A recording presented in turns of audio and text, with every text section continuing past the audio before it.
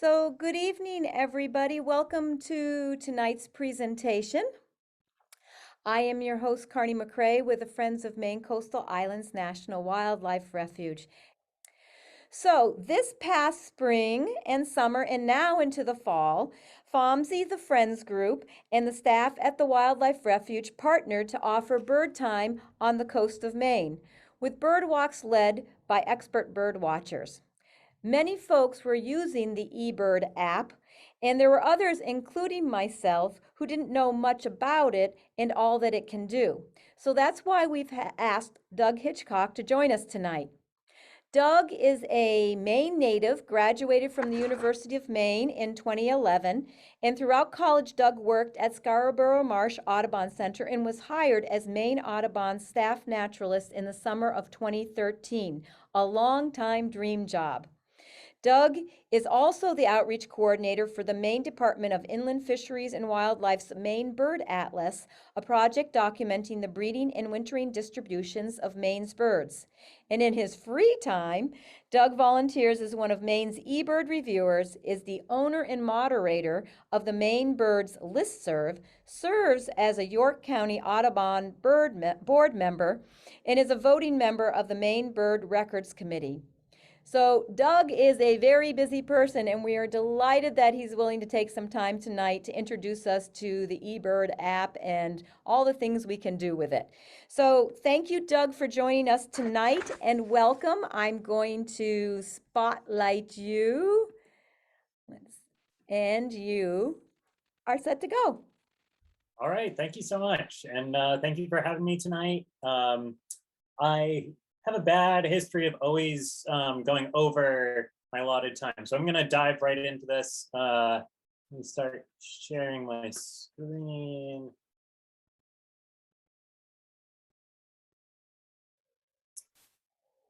Does that look right? Are you guys looking at the title slide? Yep, it's great. Okay. For some reason, Zoom highlighted my second monitor, but if it looks good, that's great.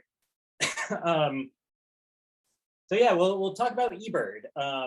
As a quick outline, I want to cover, just kind of an intro to eBird, really what it is, and kind of what's going on, to drive it all. We'll talk a little bit about checklists. That's kind of the idea of what's kind of building this whole database. I want to spend most of this kind of looking at, especially some of the tools that you can get out of eBird. We'll do a little bit, especially towards the end, I'll do a little demo to kind of just show how easy it is to use eBird, to submit checklists, share your sightings. But I think it's important that we kind of look at the stuff you can get out of it. And then hopefully as you see what you can get out of it, what people are putting into it, that'll hopefully help maybe answer some questions or make it a little easier to understand.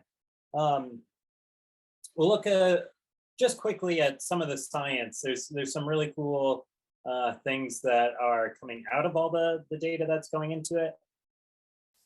I thought it'd be fun for me as an eBird reviewer. I can kind of essentially pull the curtain back for you all and kind of show some of the inner workings of eBird and just go over some of the what are some of the safeguards that are in place, so that if you have any hesitancy of, oh geez, I don't want to do something wrong, I'll show you some of the filters and things that we have in place that kind of essentially prevent you from putting in otherwise bad data. The Maine Bird Atlas, I feel like I contractually have to mention just about anything I do over the next 5 years. So I'll show that. Again, I'm the outreach coordinator for that project. We have just 1 year left in it, and we're actually using eBird as the main database for it. So it's a fun one to show like what some of the things are, especially going on here in Maine that that we're using eBird for. And again, as time allows, I can share my phone screen via Zoom. So I'll try doing that and actually show how easy it is for the app to work. So here's an incredibly messy, if you can't read this, don't worry. The point I want to get across here is this is kind of what eBird is. It's a database. It's just a collection of observations that are going into this massive database. And when we interface with eBird, it's going to look something like this. Generally, the website ebird.org is where you're going to find just about all the tools that come out of it. There is also the app that will show, as I said, kind of towards the end, a few hints at it kind of throughout. But just know that it essentially is just this very large database. And the idea behind it was that birders, that as far back as people were looking at birds, were essentially keeping track of what birds they saw. And this would often end up in, little notebooks. Here am I, using 4-letter codes. SOSP is song sparrow, and keeping little hash marks of how many I saw, where, how much time, what date. That's really valuable information. And this was essentially just, living in a notebook that might end up in someone's sock drawer, never to be used ever again. So some folks at Cornell, the Cornell Lab of Ornithology decided, why not set up this database where people can essentially take those notes and turn them into these essentially virtual or online checklists. So a fun thing to kind of point out with eBird, they want to know where, how, and what. So what birds, it's especially helpful if you can say how many of each, where you were, but what makes eBird kind of unique is especially this question about how. If you've participated in many other citizen science or community science projects, you might have seen that there's things like iNaturalist is a very common one because you can submit sightings of just about any living thing. And it doesn't ask you how, it basically asks you what and where and when. But with that question of how, essentially how much effort, how much distance did you travel, how much time did you put in, that's going to show us all sorts of things about like frequency and abundance. So it does a much better job of kind of telling us more about, well, again, frequency and abundance of these birds, rather than a lot of other projects, which are essentially just putting a pin on a map and saying this species was here at this time.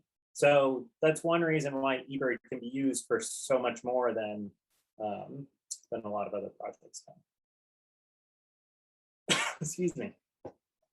I think this is just an absolutely amazing map. The way it was generated was by putting a little pale dot, essentially anywhere a observation has been submitted to the eBird database. So they're up to 872 million observations that have been submitted now. And it's a fun one to see. It does a nice job kind of filling in, well, especially where a lot of people with the time to look at birds are. But I do get a kick out of some of these different, you can see basically common travel routes of different boats and things.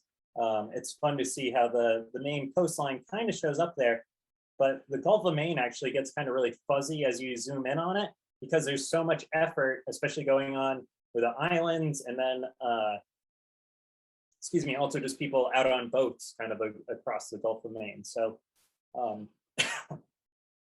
very cool to see how essentially political boundaries do show up here, and geographic boundaries, but literally just using where observations are being submitted from to show it. And that's huge. This is, I can't find a definitive answer what is the largest citizen science project, but I'm pretty sure eBird, with its 872 million observations, is now got to be one of the largest. So a nice thing about eBird is that it also, it gives back to you, we'll look at some of the things that you can explore, but from the birder or especially list keeper perspective, a lot of people who look at birds like to keep track of things like, how many have I seen? The famed life list, as birders like to call it. How many birds have you seen in your life? Excuse me. And a great thing about eBird is as you submit your observations, it will just automatically keep track of some of these numbers for you. And then you can do things like compare, how many species have we seen this year versus last year, or this, this month versus August of last year and going all the way back by different regions, counties in this case. And again, it's just all pulling from this database. So there's kind of any number of cool outputs that you can make from this. So eBird recently, maybe a couple of years ago now, unveiled these profiles, which again, just a really cool kind of user interface to be able to see, again, the number of birds. This is just by county in Maine. Zooming out, you can look across the country where you've traveled. Kind of a fun way to just see your effort. I unfortunately haven't been too far out of Maine, so it is fun. You can set your profile up as public. So I decided to go into eBird and find who's the guy that's seen the most birds in eBird, at least. And here's his map. This is absolutely incredible. But he put in his profile, he worked 36 years as a foreign service counselor for U.S. Foreign Service Consulate Officer overseas. So nice when your job lets you go all over and really helps fill in that map. So the key thing to take away from this is what's driving kind of all of this that we're seeing. And it's these checklists that I'll talk about in a second. And so whether you're using the app, which is kind of this view on the right-hand side of the screen, just when you launch the app, and this is what I'll show you in a little bit. You can submit a checklist right from there, or if you're on ebird.org, at the top there's this submit tab, and basically it's just going to ask you where you were, when, and then go through what birds you saw. And again, kind of the app version, just keeping track of what species, roughly how many numbers, and a key thing I'll always emphasize is some sort of estimate. It is possible to put an X in here, but that's really bad data. It's much better to at least come up with, was it 10? Was it 100? Was it somewhere in between? If it is small enough, like I had very few birds whenever this was, a couple weeks ago. Fairly easy to just kind of keep track as I was going. And in the same way that you can, just fill this out on the computer. Get those species in there of what you saw. The one thing that I do want to take a second to kind of pause on and show, whether you're doing it on the computer, on using the website, or submitting from your phone, one thing that always seems to get people is this final question. Once you fill out, you go through, I have 1 mallard, 10 wild turkeys, fill out this long list. And then before you submit the checklist, it'll ask you this one important question. Are you submitting a complete checklist of all the birds you're able to identify?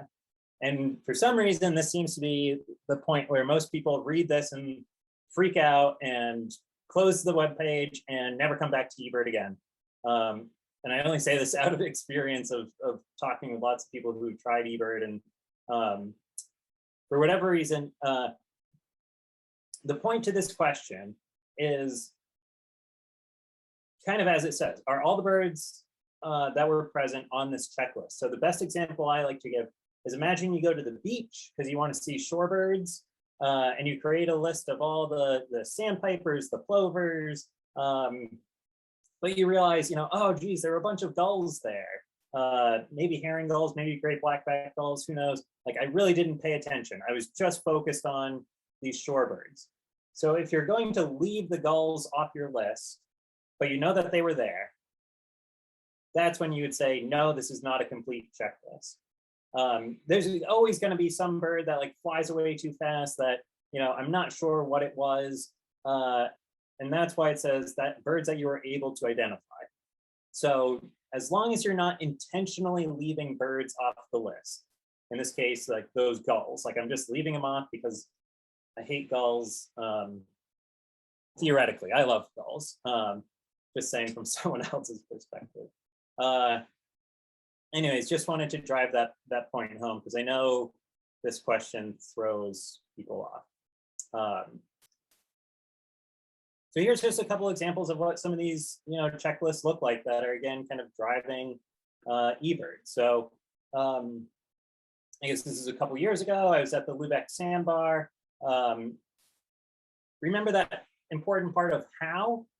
So here's the effort. I was traveling.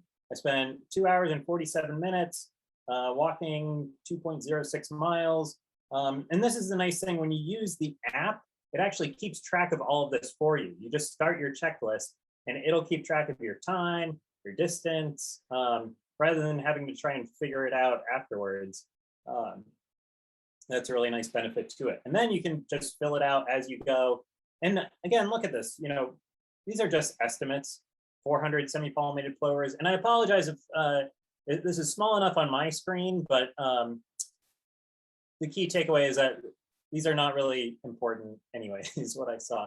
But rough estimates, again, like trying to just say, there are more semi-pollinated plovers than leaf sandpipers, and getting some order of magnitude on here.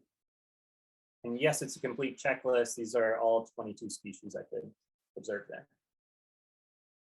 Even if I'm just in my backyard, I guess now everyone knows where I live. Feel free to add me to your Christmas card list. This was just a list from this spring, 8:50 a.m.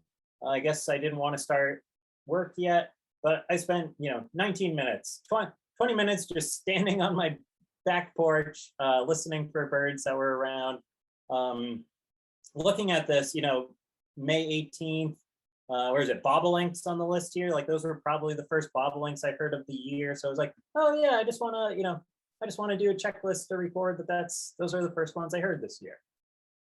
So, a very casual, I still put it in as a stationary complete count because for that 20 minutes, I tried to keep track of everything that was around. And then here, I would argue this is like one of the worst, probably lowest quality checklists, but it's still very, it's all good data. I was driving down, or I'm pretty sure my wife was driving. I would never eBird and drive at the same time, trust me. My wife must have been driving, but going down I-95 South, passing through Lewiston, had this Merlin fly over the road, and I just submitted, a quick incidental checklist. No effort, like the how doesn't exist here. Like we were driving, but I wanted to, submit that I saw a Merlin. Like that's cool. And I would use this as an example to say, like, if you're brand new to eBird, try submitting just a couple incidental checklists like this. It doesn't hurt. Again, it's all good data, but do a checklist like this. Look outside. I had some wild turkeys right outside my window a couple minutes ago. I was hoping I could use them in my example, but submit just a checklist of the first turkey you see, and then in a couple days, once you're feeling more comfortable, then stand in your backyard for 20 minutes and see, can you get 5 or 10 species back there, and put in those 10 to 20 minutes and call it a complete checklist. So let's see, what I want to do is kind of look at the website, look at ebird.org, especially look at this Explore tab. And I do think it's important to point out, so on the app, sorry, I recorded this and I know it goes a little quick. On the app, there are like the My eBird button that shows you some of those lists and things. And then there is this Explore button down here. It's not quite as extensive as the website is yet.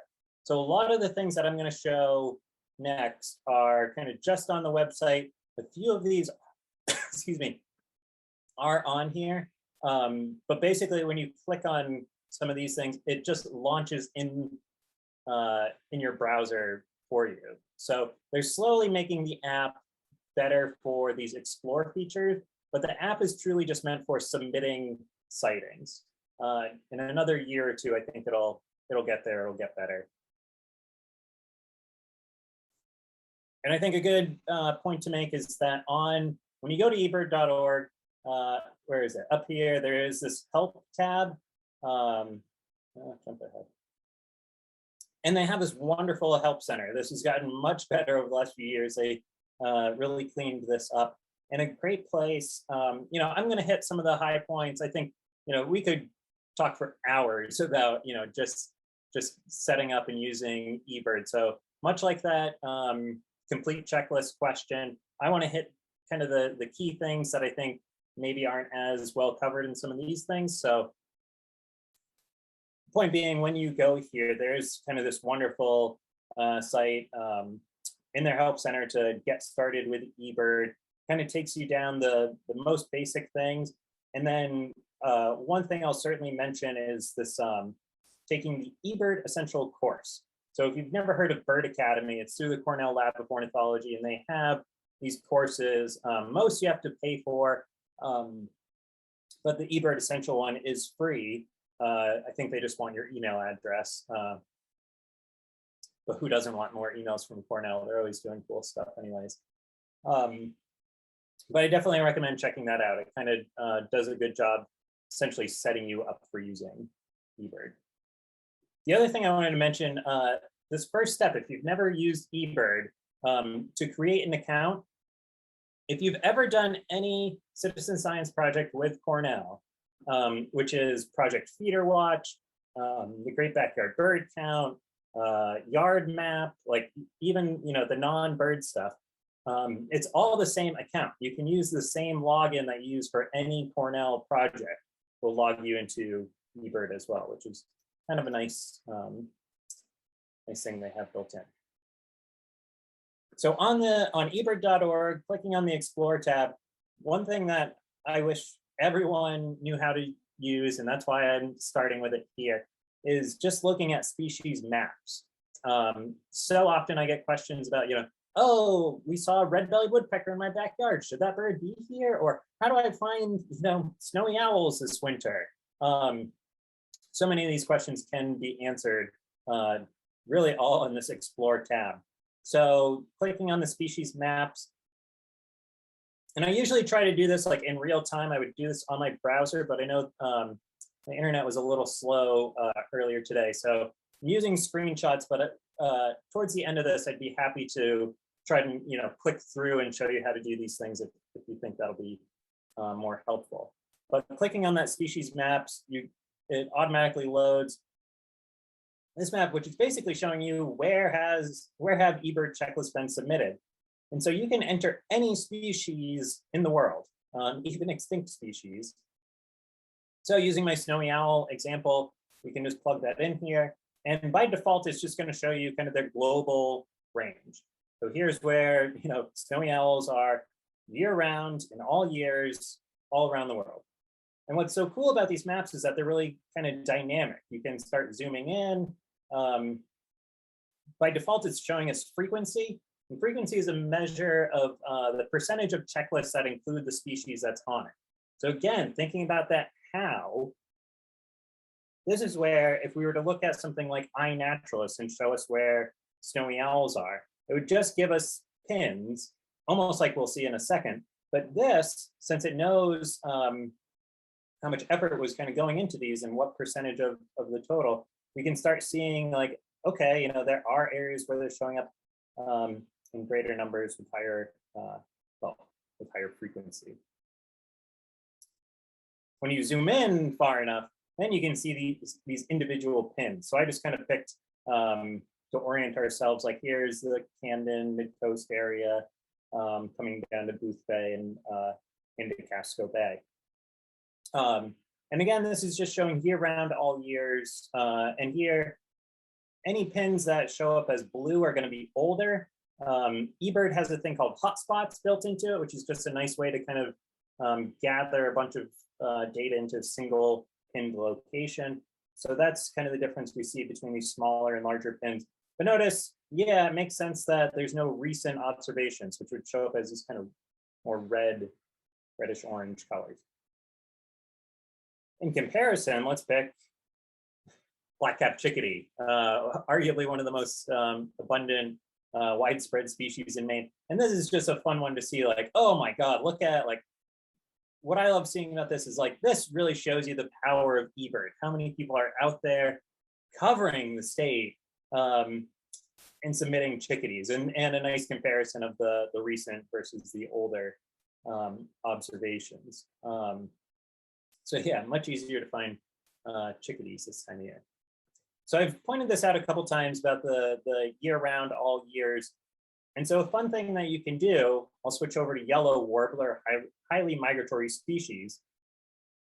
And again, as I said, these are very dynamic maps. So I said, show me yellow warbler in June and July, essentially the breeding season for these birds. And now we get a nice kind of distribution of their breeding range. There are some different subspecies like those on the Galapagos, some of the mangrove yellow warblers, those stay resident. But the yellow warblers that we expect to see, the northern yellow warblers, you can really see that kind of nice distribution here. If we switch it to December to February, where are they in the winter? Really cool to see, you know, how they all essentially go down to Central America. And again, you can filter these by individual years. Always keep in mind that, you know, the more you filter it, the kind of less data you're pulling from. So it's easy to get carried away and say like, oh, I just want to see where, you know, where have yellow warblers been seen August of 2021, but you're only looking at, you know, 20 something days worth of data, and we're getting there. It's insane how much is pouring into this, but keep that in mind anytime you're kind of filtering through these. And then just as a fun example, as I mentioned with like the snowy owl, like people all winter long, I get asked, you know, how do I find a snowy owl? So I figured I would swap one out for least sandpiper. That's our smallest shorebird migrating through the state right now. Here's their current distribution map. And a fun thing with these species maps is that you can click on any one of these pins. So I just clicked on this one, a hot spot in, you know, mid-coast area. It happened to be the Pemaquid Lighthouse. And, you know, to click on it and see, oh, there's only been, you know, a handful reported there. A bunch of these are actually from the same date. Like, that's not going to be the easiest one to find. So I clicked around again. Oh, here's Popham Beach State Park. Like, and there's a huge list. And this can actually scroll way down, you know, 40 or more being seen. So here's where I want to go. A fun thing within eBird, anywhere you see blue text, it's going to be a link. So you can click on that and it actually opens. As I mentioned, there's these hotspots that do a great job kind of, what's the word? Amalgamating? I can't think of the word. It pulls all the data together for that single site. And so now, you know, fun to see 248 species reported at Popham Beach State Park, over 1,100 checklists here. But we wanted to see that least sandpiper that was reported. And the thing that I love is, you know, you can click this directions map. It opens right in Google Maps for you, plug in your address, and okay, I'm 1 hour away from seeing least sandpiper. To think, however many years ago when I started birding, probably on my shelf behind me, I had, you know, the old Pearson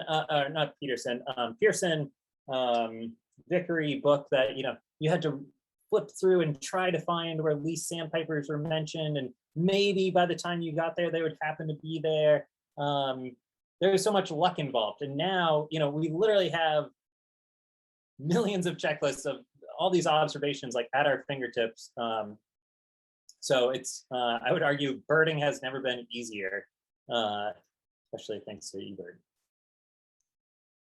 Oh, one thing I wanted to mention, you might look at a map like this and say like, you know, geez, if I'm submitting checklists from my backyard, or, you know, there's any number of reasons you might not want your observations to show up in here. So as a good example, like here, you can see at Popham Beach, again, I'm sorry, the font's probably too small, you might not be able to read it, but like here's a listing that just says anonymous eBirder.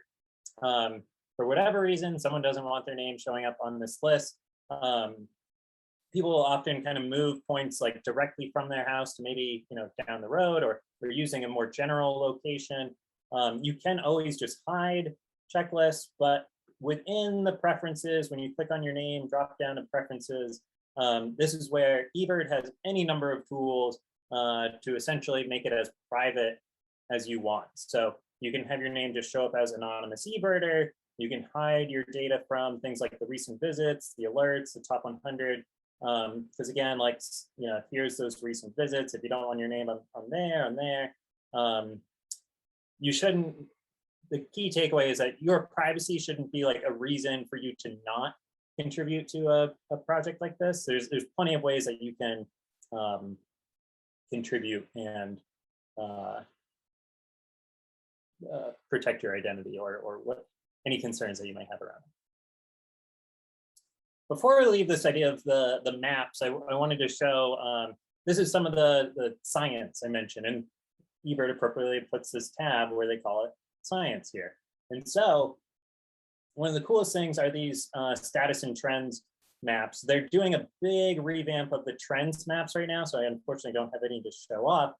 But it's some of the abundance maps that I think are worth taking a second to look at. So instead of just, again, having those pins on a map or a map that we could, manipulate, the coolest thing that they're coming up with now are these, this is going to look at abundance, so relative abundance throughout the year. I'll press play. And so we can see, here's our American robin throughout the year. Where are they? How are they moving? Fun one to see. Yes, they are in Maine in the winter. You don't have to call Maine Audubon every time you see one in January. But I appreciate the phone calls. So that's a neat one. American robin, fairly migratory species, migratorious in the name. Migratorious actually meaning wandering. So they're more of a nomadic species than actually just truly migratory. So that's why we tend to see them in the winter as well. As a quick comparison, another thrush, robins being in that thrush family, but here's one of our Cathras thrushes, Swainson's thrush.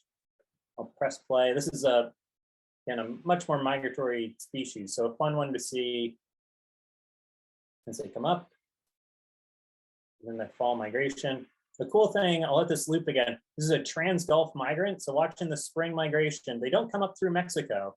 They're flying across the Gulf. Way too many predators and risky things to watch out for there. So again, in the fall, they're island hopping and crossing the Gulf, but also making that migration across the Gulf in the spring. Which I think, again, like we've known this has happened, but to have these visualizations that actually kind of show it like this, I think is unbelievable. And again, this is real data. This is not just someone saying like, oh, we think it looks like this.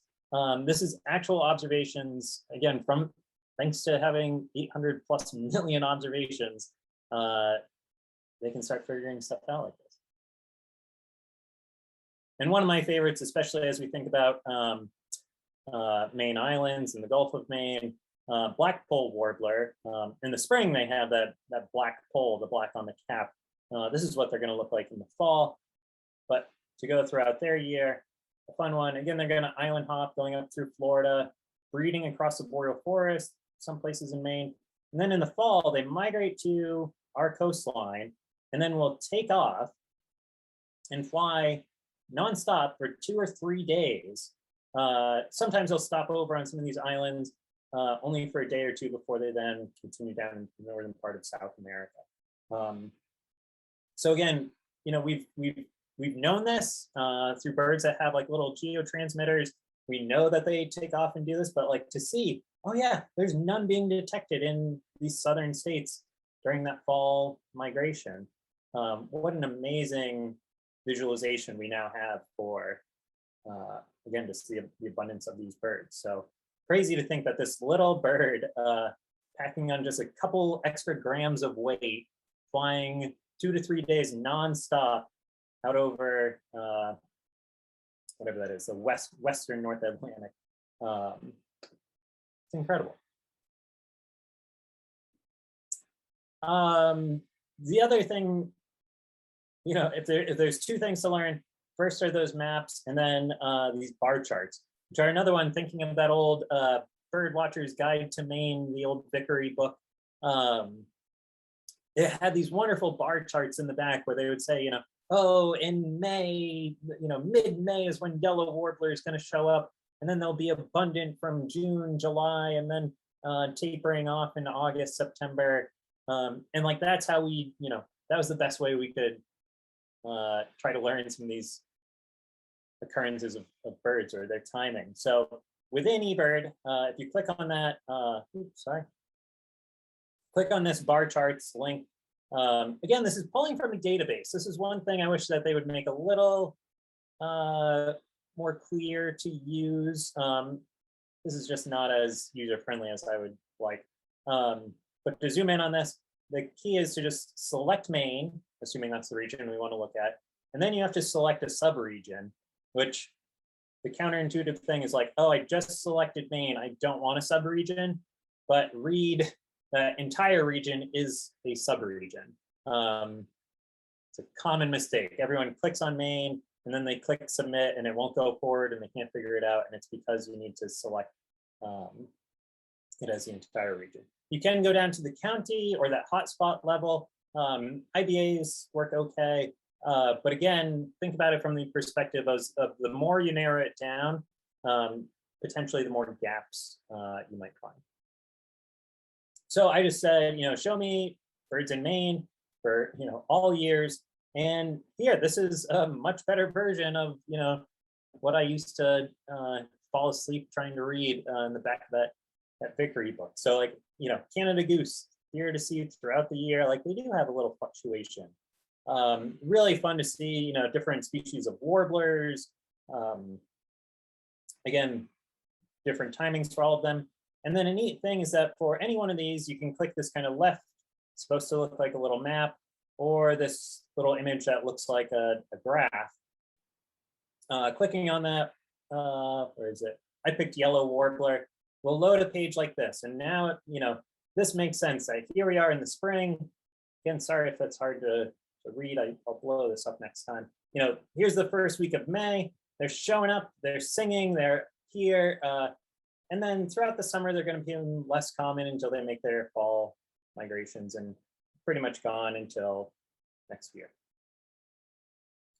BlackCap Chickadee is just a fun example to use to show a bit of kind of the life of these birds, but I like it because it also shows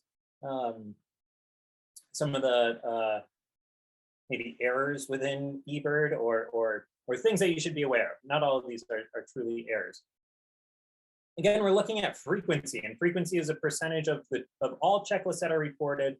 What percentage include this bird on it? And here I did blow up the chickadee one. And it's fun to see, so this makes sense. And I would, if you think about, frequency of chickadees, they're really a non-migratory species. You would think it would just be like a flat line all year long. And that makes sense, like kind of in the winter or fall into winter here, September through December. Yeah, pretty flat. They're all kind of coming to our bird feeders. We see them, just about everywhere we go. I'll get back to this in a second. There's this funny spike here, but this is what I like in, seeing is that, what is this? So April, all of a sudden there's this huge spike, and that's because it's the nesting season. So chickadees are now starting to sing. So think of it as their detection goes way up. They're a lot easier to find. They're singing. And then once they start that nesting process, they don't want to be detected. So when they have their babies, you can see frequency just drops significantly, almost cutting in half. So this is like the core of the nesting season. Birds, chickadees do not want to be detected. And you see this with just about any species that's here nesting in Maine. You see this big drop in the in the summer into the fall. And then, yeah, as those chicks are starting to fledge, they're going to start coming, back to bird feeders, which is where they tend to be detected the most. And it ramps up here. So that's just a fun pattern to be aware of with some nesting species. This bump right here is kind of a flaw within eBird. If anyone's done the Great Backyard Bird Count, gosh, it's been 5, maybe 6 years now that they started integrating that database. So all the sightings from the Great Backyard Bird Count now go into eBird.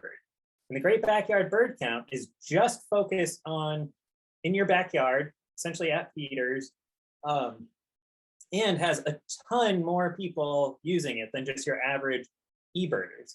So what happens is it usually falls between kind of this, what is it, the second and third week, which I guess is about where that lines up. That looks a little earlier maybe. Anyways, it's always this mid-February where there are significantly more people submitting sightings, and they're almost all from their backyards. And BlackCap chickadees are in just about every backyard. So again, if you think about it from the perspective of its frequency, percentage of all checklists that are being reported, what percentage have chickadees on them? A huge percentage of these backyard lists are going to have chickadees. And so this is kind of a little, I don't know, it's true. It's what's actually happening, but it's a little kind of error within the data there. So as a quick example, one thing that I, what I would call a real world example of how you might be able to use this, rather than just looking at like, oh, is that bird here or not? Or it can also help with some identification questions. And a common one I see, especially in spring and then kind of later in the fall into the winter, is people often misidentify these two sparrows because they're kind of they're going to be the most common backyard sparrows. They both have a rusty red cap and they both have an unstreaked breast. It's easy with them side by side here to say, oh yeah, but look at the black eye stripe, look at the bicolored bill. Most people aren't going to notice that when they're just in your backyard. But if you know how to go into eBird and pull up your bar charts and create this frequency line, and you can do the change species, you can add up to 5 species to compare at one time. And so let's look at chipping sparrow and American tree sparrow, chipping sparrow. And it's fun to see how our pinkish line here, American tree sparrow, are here, January, and then they migrate away in, what's that, April, just as chipping sparrows are starting to arrive. Here's that same pattern of they're here, they're singing, then they're not going to be detected as much when they're nesting, and then they migrate through again in big numbers, clearing out by November. As they clear out, our tree sparrows are coming back. So a fun visualization to say, like, you know what, if it's November through April, it's probably an American tree sparrow. April, May through October, probably a chipping sparrow. And these are just, fun things that like we have the answer right here for us. Yeah, it helps to know that these are the two you need to check, but hopefully through your field guide, you kind of figured that out. Real quick, I just want to point out, like, there's all sorts of things on this explore page. I know, birders love having things like these target species alerts. Again, these are the cool things that we get out of eBird, even if you're not, submitting all your sightings. So a fun one, I use this target species all the time, where you can submit basically where you're going to go and when, and it'll show you a list of essentially what species you haven't seen there. So I like working on my county lists, like how many birds can I see in Waldo County is a fun challenge for me. So these are birds seen in Waldo County in August that I need for my Waldo County list. And here's 103 species like barn swallow. Geez, I just need to go find a farm or something. And there's some low-hanging fruit here. I need to go to Waldo County in August. Really fun to daydream and try to plan some trips. Oh, next year, where is it? I put in April through May. What birds in California do I need for my life list, my world life list? And yeah, here's California scrub jay, California towhee. Makes sense. All these birds that are only seen there. So like, what a fun way to try and prioritize, and then you can look at maps, see where they're seen, and use this to help plan your trips. And then alerts. So if someone reports something that you haven't seen or that is rare and unusual, it's cool to know about that. So here I set up, rare birds in Maine, or my needs in Cumberland County. I live in Cumberland County, so I want to see as many birds in Cumberland County as I can. If someone reports a bird in Cumberland County that I've never seen, I'll get an email about it within the hour. With daily. Here, needs in Maine, that I'm signed up for hourly. I want to know right away if someone sees a bird in Maine that I've never seen.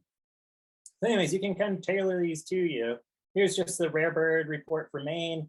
Fun to see, like Caspian terns were reported at Hills Beach today. There's this magnificent frigate bird out on Appledore Island. So like just a fun way to kind of learn some of the stuff that's being reported around.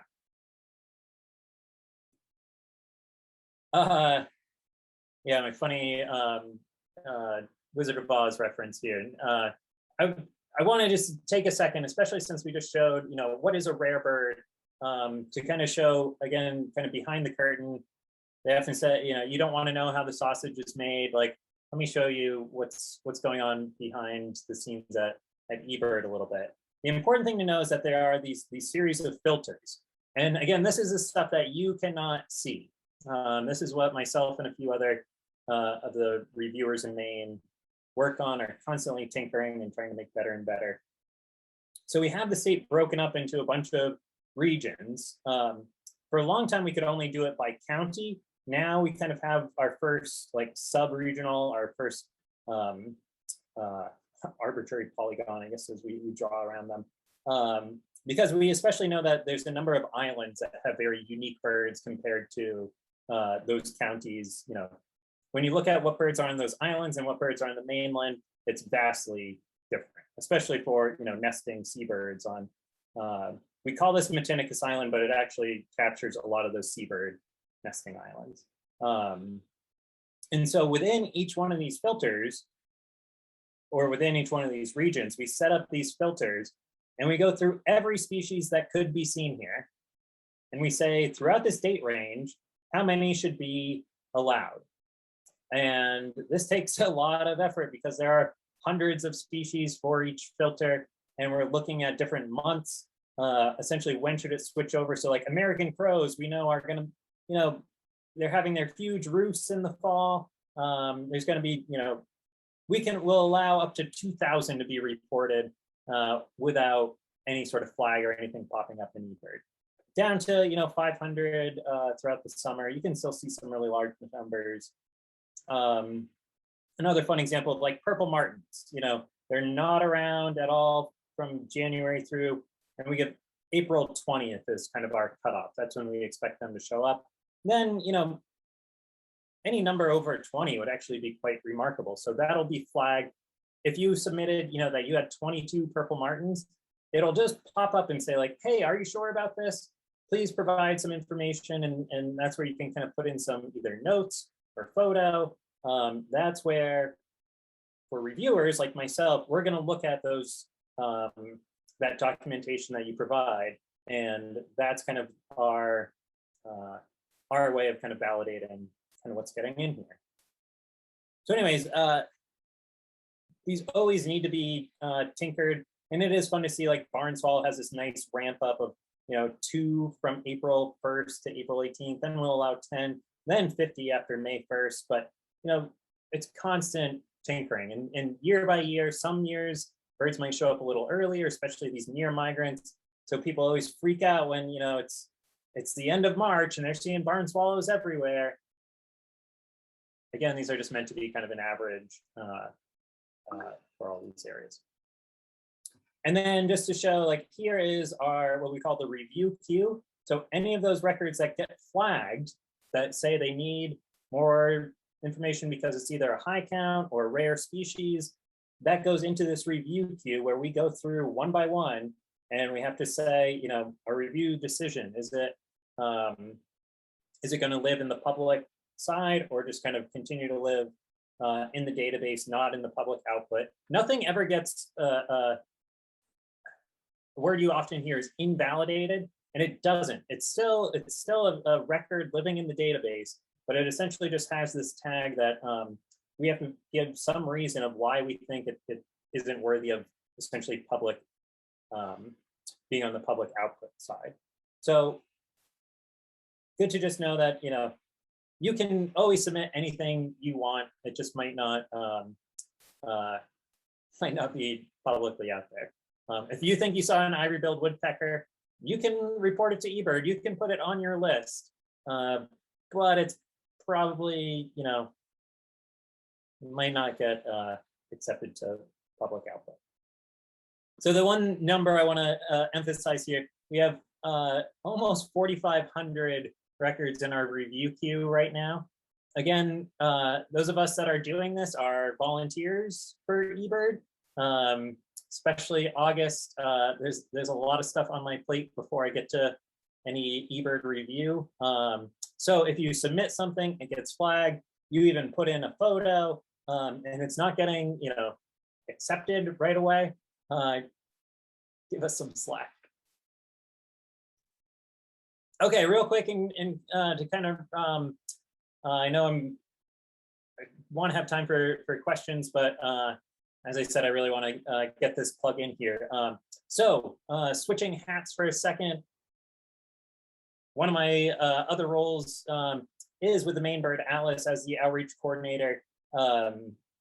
As we kind of said early on, like the goal of the Atlas is to document the breeding and wintering distributions of birds in Maine. And so what we're looking for is basically, eBird is already collecting, what species, where, when. That how is helpful, but actually for the Atlas, we don't actually care as much about the how, as long as we know what bird, where, and when, and then with some behavior, breeding behavior. So here's a gray cap bird carrying a stick.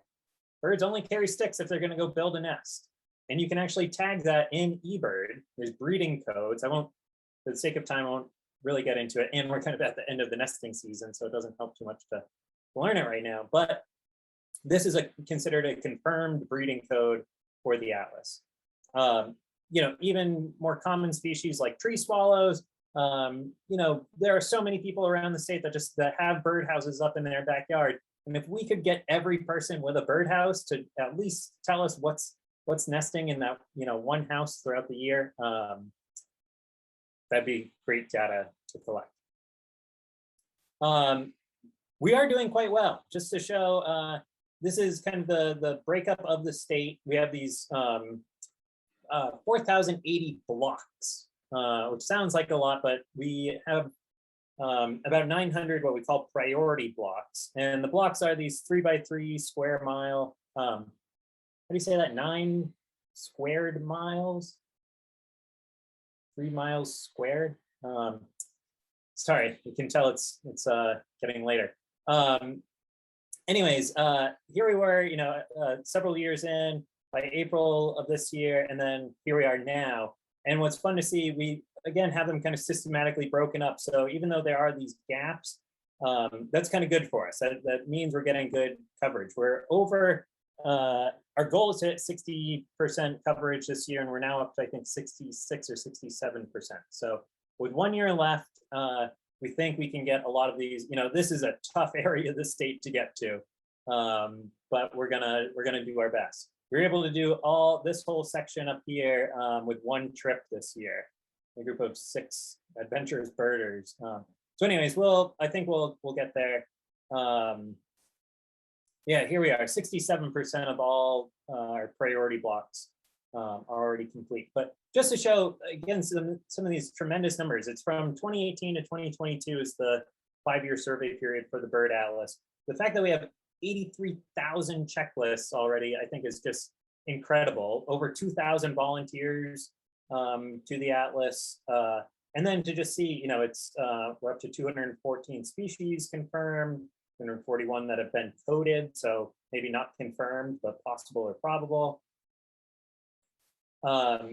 Broken down by county to see this is number hours of effort per county, broken up by the last couple of years. This is just a chart from a kind of an end of season summary we just did.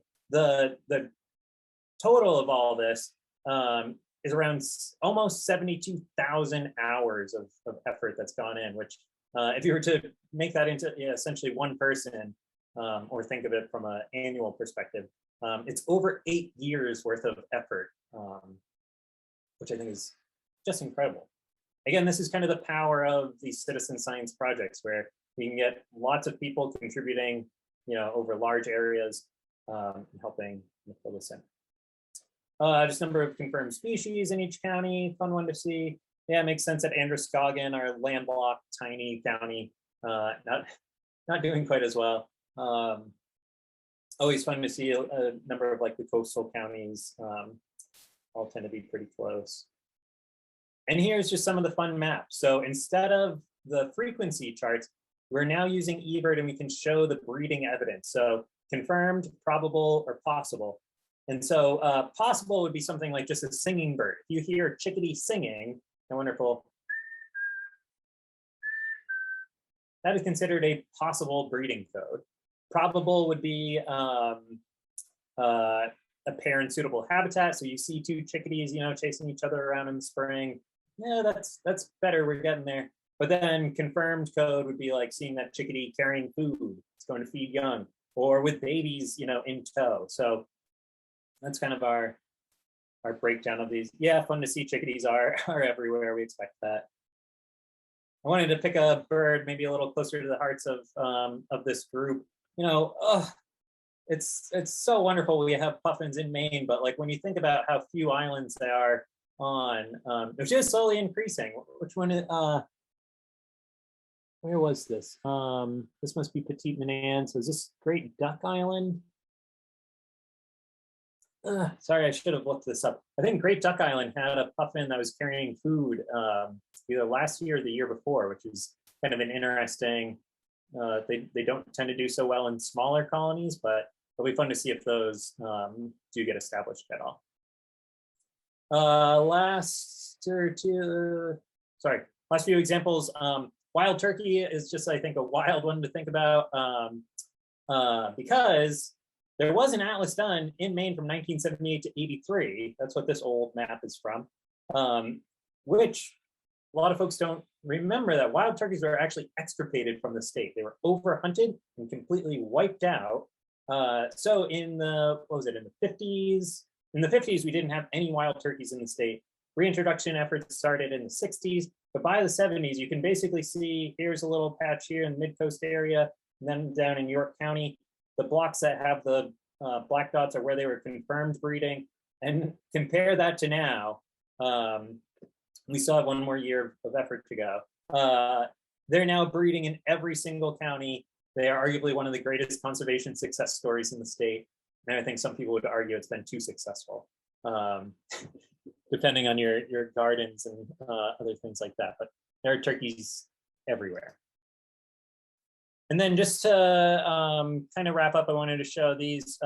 These are some of the final outputs that we're going to have. So the goal is to have essentially a published book towards the end. A lot of this will also live online, but it'll be more refined maps like this, similar to what we were just looking at. But this is kind of a nice cleaned up one. Again, we want to be able to show the change from the first atlas to this second atlas. That'll be some of the more important things. So the gray area, we're still working on this. I don't like these colors as much, but apparently it fits the bill for people living with color blindness. So we'll figure out a good scheme. But the gray blocks are where they were confirmed in both atlases, blue only in the first, and then the orange is red with the up arrows where they're confirmed in this second atlas. So anyways, the point being, northern cardinals are an interesting species that are going through this really dramatic range shift northward, consistent with climate change that we're seeing with a lot of species coming into Maine. And then not quite citizen science, but we've also hired point counters around the state that are doing these surveys. And for the first time ever, we'll have abundance data for all the species in Maine. So similar to some of those maps that we saw before that eBird's working on, we're actually going to have it specific to Maine on a very fine scale. And this cardinal is one of the first. Since we've got the southern area completely surveyed, I feel okay showing that. But another year of data to go into it. And anyways, check out maine.gov/birdatlas if you want to learn more or get involved. This is when I was going to switch over and quickly show the app. It is 7:32 already. I think you're probably okay. Go ahead, and if people need to leave, they can leave and know that we're still recording and do the demo. Yeah. Fantastic. I should be able to do this fairly quickly. Give me 1 second. There. Let's see if it does this.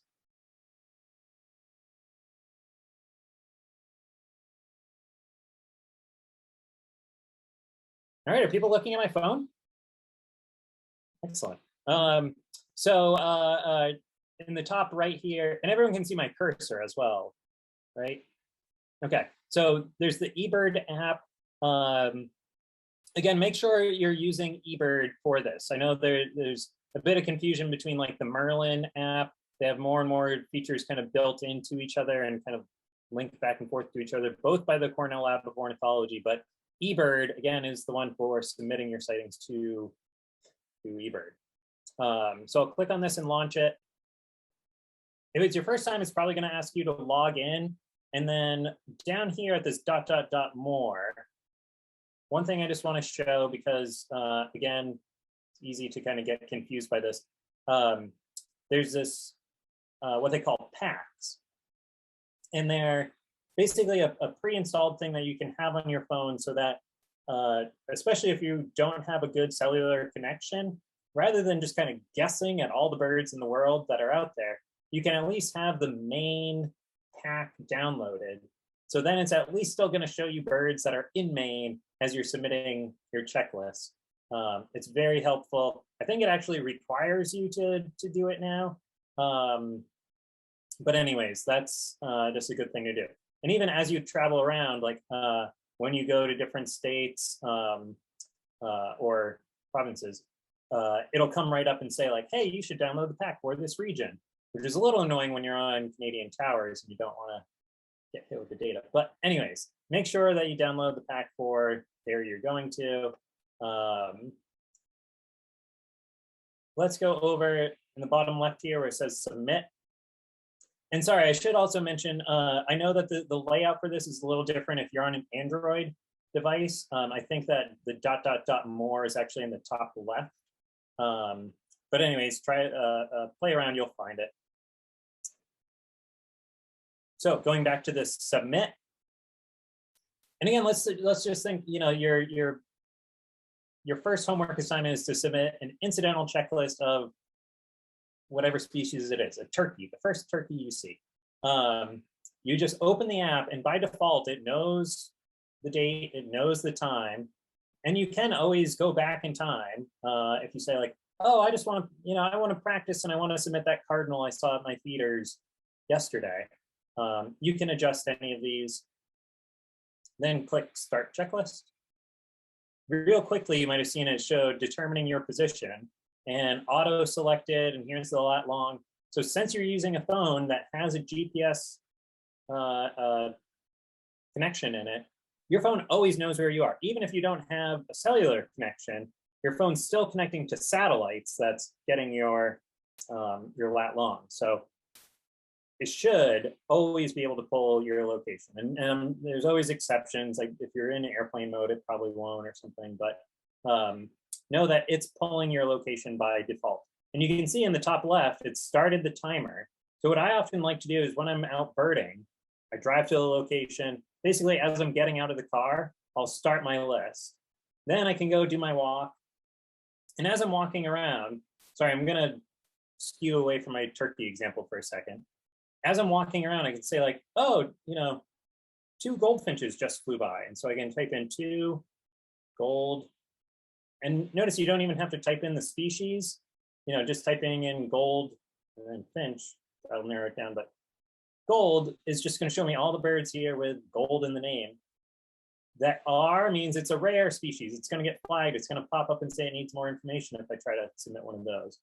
And here, you know, golden crowned kinglet is a rare. American golden plover, uncommon here. Don't get too worried by those. Sometimes it's just because this is pulling from data around you. So it's saying likely species based on 223 checklists in a 20 by 20 kilometer area. Don't worry about this too much. Sometimes there's just not a lot of data to tell this. I would argue that golden crowned kinglet is much more likely than American golden plover where I am here, but that's what the data shows. I guess I need to submit more kinglet reports. Anyways, as I type in, and sorry, I'll delete this. Notice how it says number, species name. So that's kind of how the app works. 5 American goldfinches. And then just as you tap on that name, it's going to add the number to it. So then 2 crows, fish crow, American crow. Or a fun thing is, if you say, geez, I don't, what's the difference between fish crow and American crow? Don't worry, most of them are American. But, if there are species that you don't know, there's this crow spa, which is short for species. So it's some species of crow. So you can at least put that in there. I know these were American crows, but a common one are things like sparrows. Can be really tricky. Yeah, I'll just put in one sparrow species. I don't know which sparrow it was. Again, from the perspective of like, I still want to be able to submit a complete checklist. So I'll put in here what I can. At any time, you can click on this little check mark at the end. That'll show you what you've reported. And I often like doing that because then I'll just keep walking around and I'll just tap on the number like as I see more of those birds, like, oh yeah, a few more crows just flew by, tap on the number and it goes up. You can always edit it at any time. Keep adding more from this screen. There's fun little codes, NOCA, Northern Cardinal. It's still running, and oh, it looks like I've gone 1/100th of a mile as I sit here. So it's going to keep track of that distance for you as well. You can add notes. You can actually sort the list by things that are most likely. But when you're done, click stop. Are you done birding? It just wants to make sure before it cuts off your track. Hit stop track. And let's see, if I just try to hit continue, it wants me to just confirm my location. And you might have noticed on this screen, here's the exclamation point, choose a location. It has the lat long, it picked that for us, but it basically just wants you to verify it. So here, it pulls, you can see I've done practice locations and all sorts of lists from here. What I always recommend doing is clicking on this map view, especially if it's the first time you've ever, been to that area, and just make sure that it's right. It's a good way to just confirm.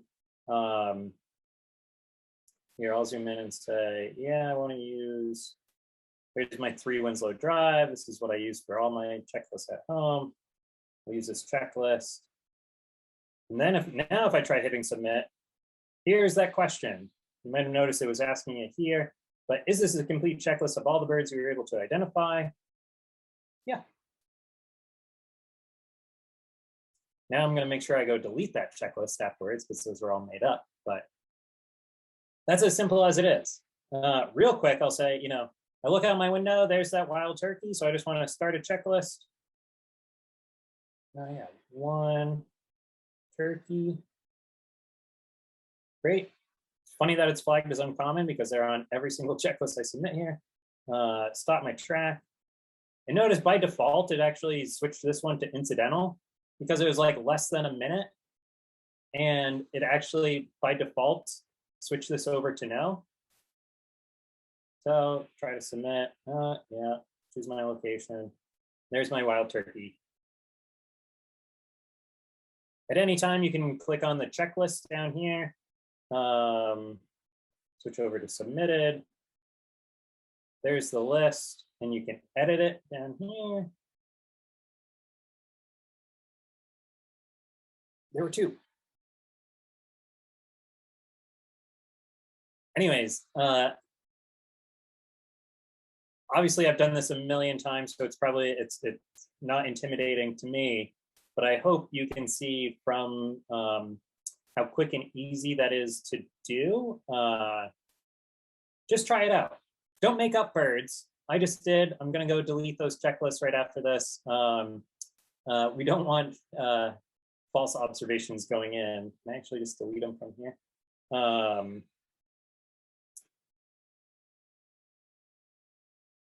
But it's so easy to just go find a bird and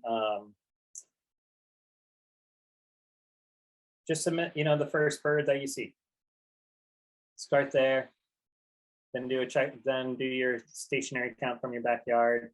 The next thing you know, you'll be going all over.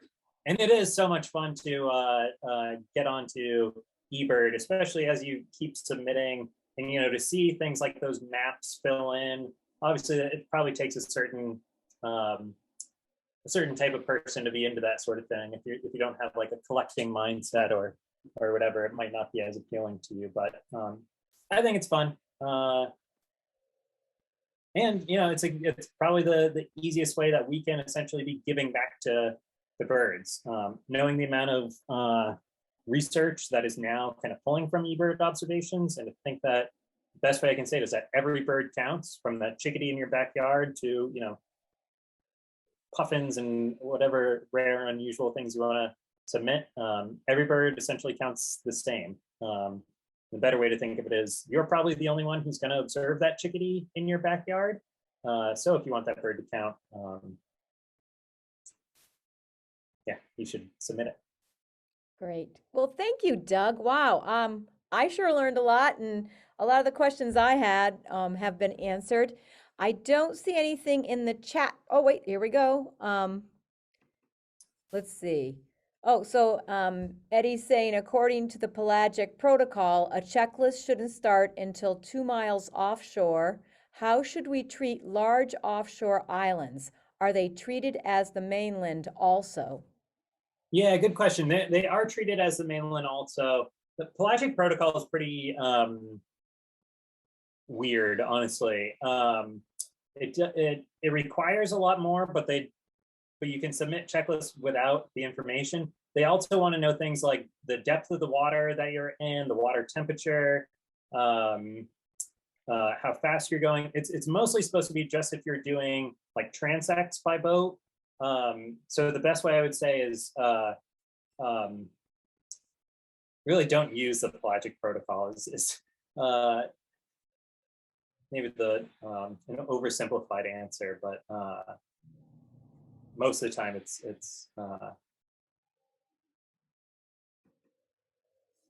sorry, I don't know the right way to say it.